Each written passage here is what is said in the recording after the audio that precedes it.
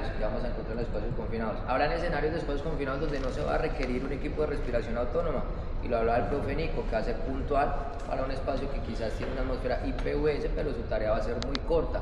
Habrán espacios confinados que tendrán que vincular equipos de suministro de aire que van a garantizar un tiempo mucho más prolongado, que en este caso podría ser una caja filtro, obviamente pues soportada y alimentada por una fuente de aire en donde la purifica y se la envía a unas personas con equipo de escape, o podría ser un suministro de aire respirable, como lo estamos viendo acá, que ya vamos a ver el despiece.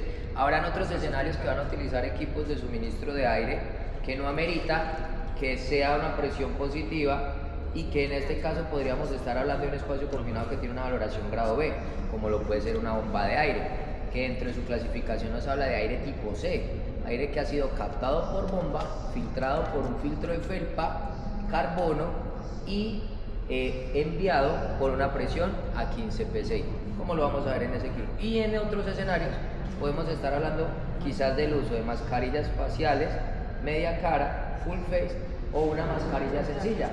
Entonces lo importante es reconocer que el espacio confinado no gira en torno a lo que estamos viendo que sea un ERA o un trípode, sino que hay una gran variedad de elementos que nos son muy útiles, y que todo depende de qué, de las concentraciones a las que nos vayamos a exponer, como lo hablamos con el profe Juan Camilo. ¿Sí? Si las concentraciones son bajas, ni siquiera están dentro de los criterios de ACGIH, no va a meritar el uso de equipos de protección respiratoria. Pero ojo, bajo mi criterio y redundancia dentro de la parte de la seguridad y salud del trabajo y las políticas organizacionales, quizás se lo determinen. Ejemplo, vemos una pieza facial media cara que está con unos filtros diseñados y que sus fichas técnicas tienen, en este caso, una protección para escape o tránsito de 35 partes por millón. Entonces, la medición quizás bajo el criterio de ACGIH estaba una parte por millón para sulfuro de hidrógeno, pero en la redundancia y en mi organización, quizás también por la determinación de que hay químicos o sustancias que se almacenan en el organismo, voy a tener una redundancia y sería esta protección. Entonces vemos en muchos casos de la parte petrolera de hidrocarburos que así los chicos no estén expuestos a una atmósfera IPVS o no estén ni siquiera en las tolerancias permisibles, como lo puede ser el promedio ponderado de TWA, utilizan eso. ¿Pero por qué? ¿Por qué? Porque ellos están protegiendo mucho más al trabajo de lo que puede ser un índice de exposición biológica, que esto se puede determinar en la sangre, en la exhalación o en la orina. ¿Listo? Entonces en estos casos vamos a encontrar estos tipos de filtros que, dependiendo la sustancia, que ya sabemos que las sustancias pueden venir en diferentes clasificaciones: gases, vapores, neblinas, rocíos, líquidos, polvos, talcos o fibras. Asimismo se nos determina como tal un código y un cartucho. Si nos vamos más allá en un estudio especial en el tema de protección respiratoria, nos hablan que tienen que haber unos estándares. En este caso voy a referir estándar americano, pero también tenemos estándar europeo. En este caso, NIOS, el Instituto Nacional de Seguridad y Salud del Trabajo, realiza como tal el diseño, el replanteo de todo lo que son los equipos de protección de vías respiratorias de acuerdo a una base normativa. En este caso, ¿cuál sería su base normativa? Pero en americana. Entonces estaríamos hablando de la Entonces estaríamos hablando de la OSHA 1910.134. Cada vez que ellos realizan como tal un equipo de estos, tienen que relacionar su norma, y lo está relacionando ¿por qué? Porque cuando hablamos de la norma hablamos de que ese programa tiene que garantizar de que el empleador, cada vez que vaya a adaptar un equipo o un elemento de estos, garantice las pruebas.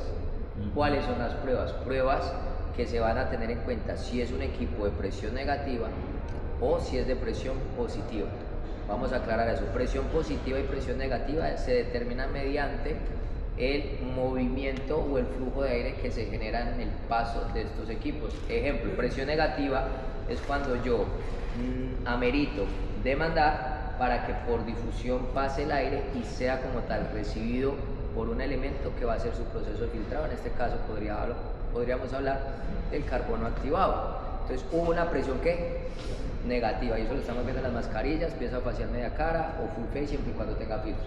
Pero cuando hablamos de presión positiva, es aquel equipo que tiene la capacidad de que por demanda rompa un sello y me permita un suministro de aire, que ese aire está por encima de una atmósfera normal, que en este caso referimos una atmósfera normal de 14.7 PSI y que la presión que nos van a regalar estos equipos de presión positiva estaría en 15 PSI, para que ese punto 3 PSI me ayude a derrotar una presión atmosférica que quizás quiera ingresar al usuario por alguna falla de hermeticidad o de ajuste con su máscara o algún acto inseguro, como lo puede ser el uso de barbilla o el uso de elementos que puedan alterar como tal el sellado, como lo puede ser la pata también de las gafas o quizás algún cuello, algún pescuezo. Listo, entonces ya tenemos claro que hay equipos que vienen de presión ¿qué?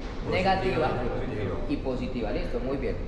Esto entonces es muy importante que refortalecer, digamos que los conceptos con las fichas técnicas. Entonces en este caso tenemos esta pieza facial media cara que la podemos encontrar de materiales siliconados, que obviamente todos estos materiales son hipoalergénicos. Cuando encontremos un cartucho grande, no quiere decir que el cartucho aumenta su protección en partes por millón. Lo que quiere decir es que va a tener un tiempo un poquito más óptimo. Ahora, ustedes se harán la pregunta, ¿cuánto puede durar un cartucho?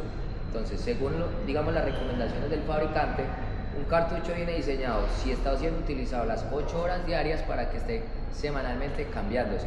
Pero si la persona se está exponiendo de manera rutinaria, en un día labor podríamos llevar a 20 días. Pero ojo, esto es entre comillas lo que se recomienda, pero una de las características importantes es que si el usuario está identificando cambios en el olor o presencia como tal de la sustancia, es un criterio de cambio de pieza. Ahora, viene un tema muy importante, chicos, y es que el almacenamiento. Resulta, sí, yo explico y al último cerramos con preguntas para que pero está muy bien. El almacenamiento también hace una parte fundamental en estos equipos, porque los equipos o piezas faciales o filtros vienen en un empaque que es hermético.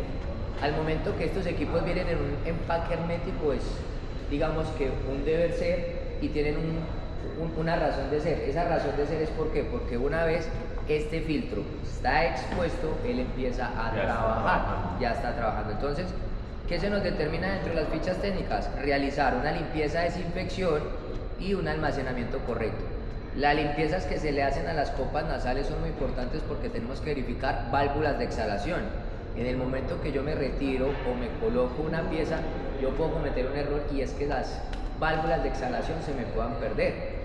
Y eso va a repercutir en el usuario ¿en qué? En una recirculación de dióxido de carbono. Entonces vemos trabajadores que empiezan con síntomas como olorcito de cabeza, como fatiga, como mareo, y es a causa de que quizás no verificamos e inspeccionamos de que las válvulas de exhalación hayan fallado o se hayan perdido. Y esto aplica desde una pieza facial media cara full face para los diferentes tipos de sistema. Listo, esa revisión.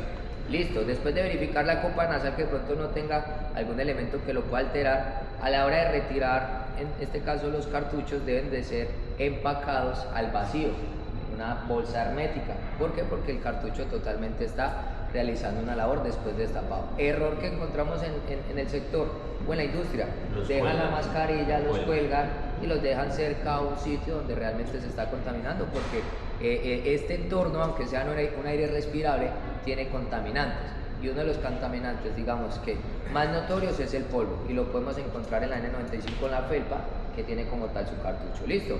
Entonces acá ya hicimos el reconocimiento de este. No olviden que ese estándar normativo, que en este caso es OSHA, viene en iOS y empieza con una clasificación de códigos dependiendo de vapores, gases, orgánicos, inorgánicos, gases de combustión, gases metálicos.